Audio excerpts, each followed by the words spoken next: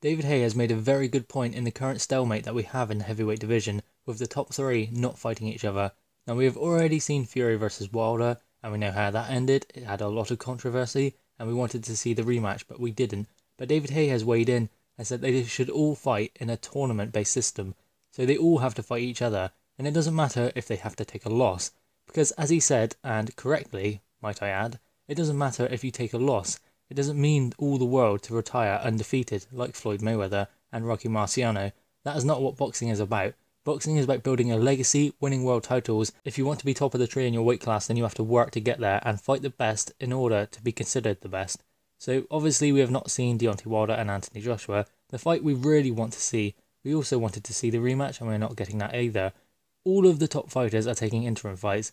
Well, I guess you could say interim fights. I'd say Tyson Fury and Deontay Wilder are taking interim fights because they were supposed to face in a rematch, whereas Anthony Joshua couldn't make a fight with either of them, so he is fighting Gerald Miller instead, which is a defense of his world titles.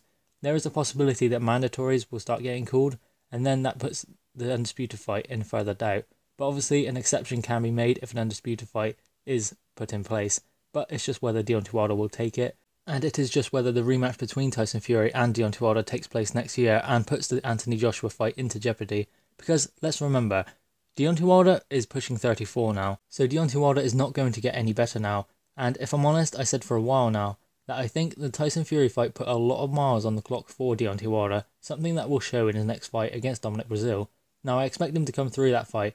It will be a hard fight for him, and Dominic Breazeale could do it.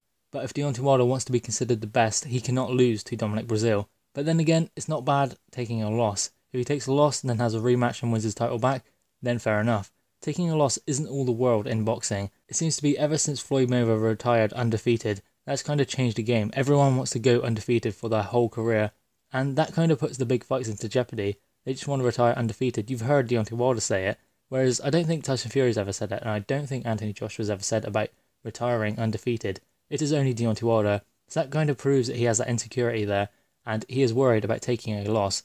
That is why he kind of picks his way through the heavyweight contenders that he faces, and why he fought Tyson Fury when he was coming back to his best and not at his best, because Anthony Joshua said he wouldn't face Tyson Fury until he was back to full fitness, so that he knew he was facing the best Tyson Fury in there. But Deontay Wilder went with that route instead. David Haye also made a very good point about the current tennis players. They all play in a tournament to figure out who is the best. They don't avoid each other, and taking a loss doesn't mean anything in their career. It just means they have to come back next year and work harder. And it's the same thing with boxing. I don't see why taking a loss means all that much. It just means you have to come back better next time. It could give you that extra bit of drive that you need in order to win next time. So taking a loss isn't all that much in boxing, but it has become something that stops these big fights from happening, I think. I mean, take David Haye for instance himself. He lost in his 11th fight against Carl Thompson. He got stopped. And then 2 years later, he was on top of the world. He was unified cruiserweight champion. So that is just what can happen if you take a loss and come back better. And that is what these fighters should do. Get into a tournament. I do kind of like this idea from David Haye because then we would get all the best fighting the best in the heavyweight division. The only problem is you have promoters and the politics of the sport, something that is really stopping these fights from happening. Obviously, I don't think Deontay Wilder wants to take a loss, but there's also a lot of politics in boxing, too many. That is the reason why these fights aren't getting made. And that is why the tournament wouldn't be put into place anyway, because of the politics of the sport.